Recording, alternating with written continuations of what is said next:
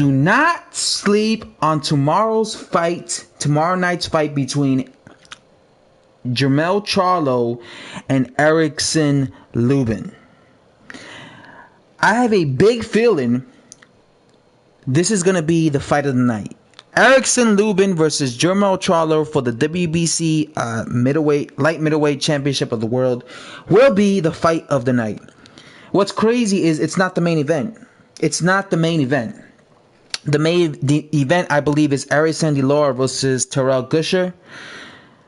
But that fight is not going to be as exciting and as appealing as Erickson Lubin versus Jermell Miller, because Erickson Lubin is a puncher and he's a come forward in your face. I'm going to cut the ring off. I'm going to, cut the ring off on you. I'm going to get all up in your grill. Someone like Terrell Gusher, he's not a puncher. The guy has like 9 KOs, and Erickson Lubin is the biggest runner in all of boxing. This guy runs all day, every day. He runs all day, every day. So you already know what's going to happen in that fight. Erickson Lubin is going to be running, and it's just going to be a snooze fest. And Terrell Gusher is going to have to chase after him, and it's going to be difficult for him to even stop him or hurt him because he has no punching power.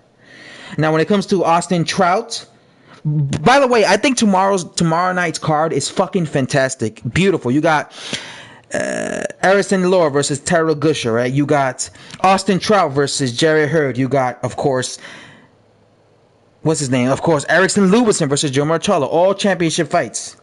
Like I said, I think out of all these, I think the snooze fest is going to be Erickson Lubin, because this guy's just going to run. And because Terrell Gusher, that's why I hope Terrell Gusher wins, but because Erickson Lubin is so boring. But because he's not a puncher, I believe it's going to be difficult for him.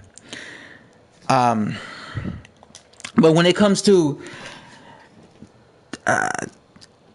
what's his name? Jerry Hurd and Austin Trout, I think that's a more better fight than someone like Erickson Lubin. But I'm definitely leaning towards Austin Trout. I think I've never been impressed with Jerry Hurd. I think he's very average. He's very basic. And I think he's going to lose easily and comprehensively to Austin Trout. If I'm wrong, I'm wrong. But the fight that I'm really looking forward to, the fight that I'm really getting excited, the fight that really has my, the back of my hair is rising up and stuff. The fight that I'm really looking forward to is, like I said, Erickson Lubin versus Jermell Charlo. I've said this several times. I'm picking Erickson Lubin to defeat Jermell Charlo. I think Erickson Lubin is being slept on. A lot of people think he's just too green. I keep seeing people say he's not experienced enough. What people need to realize is Erickson Lubin was an amateur standout. He was an amateur standout. The guy had almost 200 amateurs fights. This guy has been fighting since he was like 4 or 5 years old. He's not just a guy. A lot of people look at his age. Oh, he's only 22. He's only 22. He's only 22. He's young. He's green. Yes, but this guy's been learning his craft since he was like 5 years old. So he has like 17 years experience. He has over almost 200 amateur fights. Like I said, he was a really good amateur standout. A lot of people were picking him to win gold. A lot of people wanted him to, stay 4 years in the amateurs and fight for the 2016 Olympics in Rio. But instead he chose to turn pro at a very young age, 18. I believe he turned pro in 2013, when he was about 18. A lot of people question his level of opposition, but this guy's fighting guys who's supposed to be fighting in his level. He fought Orlando Lara when he had like 11 fights. Guys like Keith Thurman fought this guy when he had like 18 pro fights.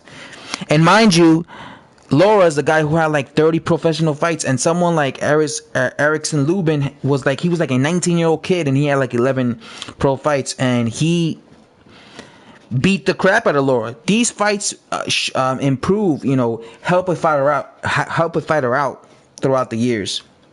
You get what I'm saying? It helps them develop as a fighter. I think he's prepared for someone like Charlo. A lot of people act like, because I've seen some people say, oh, Charlo's going to knock out Lubin. Charlo's going to knock out Lubin.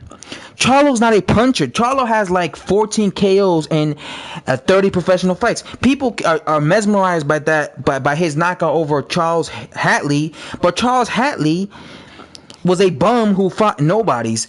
And like I said, Jermell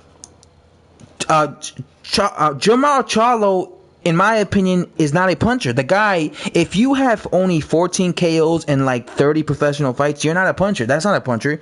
A puncher is if you have like 28 KOs in 30 professional fights. This guy has 30 professional fights and he only has like 14 KOs. That's not a puncher.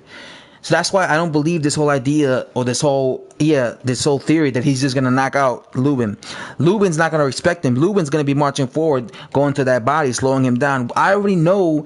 I've always had the impression that Jermell Charlo thinks he's better than he actually is. Jermell and also his fans. I think his fans think he's better than he actually is. I think he's decent. Don't get it twisted.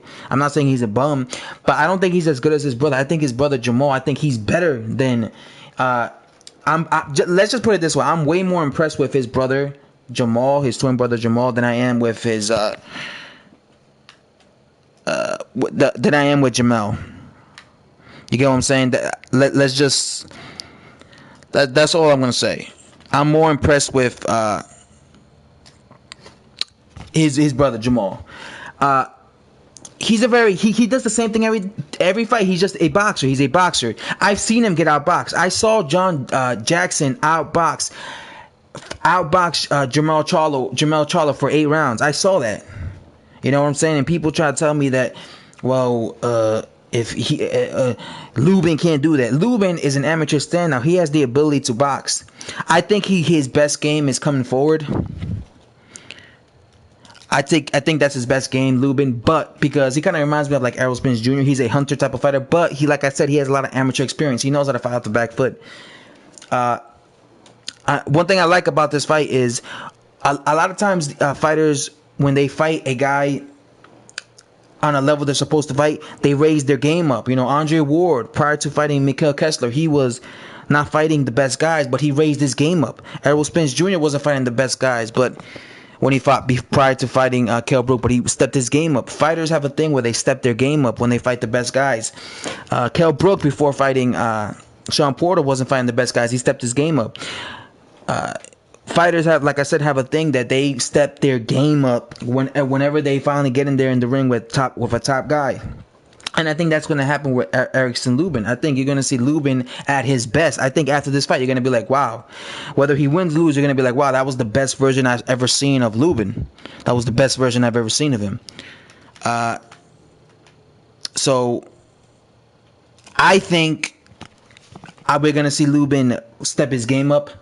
I don't think he's too green. I think that's just an excuse. I think it's all about your mindset. If you're mentally ready, then if you have the skill sets and mentally you're ready for the occasion, then you're gonna make it. Because look at someone like Muhammad Ali. Ali was the same age as Lubin was when he fought Sonny Liston in 1964. Ali was 22 years old, 21, same age as Lubin is right now. And Sonny Liston was the #1 heavyweight. He wasn't going against someone like Jermell Charlo. He was going against someone like Sonny Liston, who was the #1 heavyweight, and he schooled Sonny Liston because Muhammad Ali, or Cassius Clay as he was known back then, he had self-belief in himself. So that's why, and he had the skill set to do it. I believe that Lubin has the skill set and the self-belief to do it. And that's why I'm very high on Lubin. If I'm wrong, guys, I'm wrong. I'm a man. I'll come on here and be like, you know what? I said Lubin was going to win, and he lost. And I'll give all the props to Jermell Charlo. People think I'm a hater. I ain't no hater of Jermell Charlo. I'll give all the props because I'm a man. I'm not one of those biased boxing fans that if I get the prediction wrong, I come on here and I'm like, man, I'm going to just act like this was he got lucky. No, I'm not going to say that. I'll give him all the props. But I just feel that Jermell Charlo, you know, he comes from where I come from. No, Erickson Lubin, he comes from where I come from. So I just feel like and also I believe in his skills. Like I said, I've been watching this guy since he was since he was a nobody, since he had 9 pro fights. So yeah, I just feel like, and also I believe in his talent. And yeah, I am a fan. I've always openly said I'm a fan. I'm definitely a big fan of Lubin, and I wish him nothing but the best, guys. And yeah, that's all I have to say, guys. If you guys watched the whole video, I appreciate it. Again, if you guys want to play with me on a PlayStation, I only play on PlayStation. If you want to, if you want to chat with me on Party Chat or just play with me a game or whatever, Send me a friend request on McGregor. My PSN is McGregor731. Just send me a friend request. I'll accept it, and we could chat. We could play games, man. Cause I'm a hardcore gamer, man. I love talking boxing, but guess what, buddy? I also like playing games. And that's all I have to say, guys. See you guys next time, guys. Bye bye.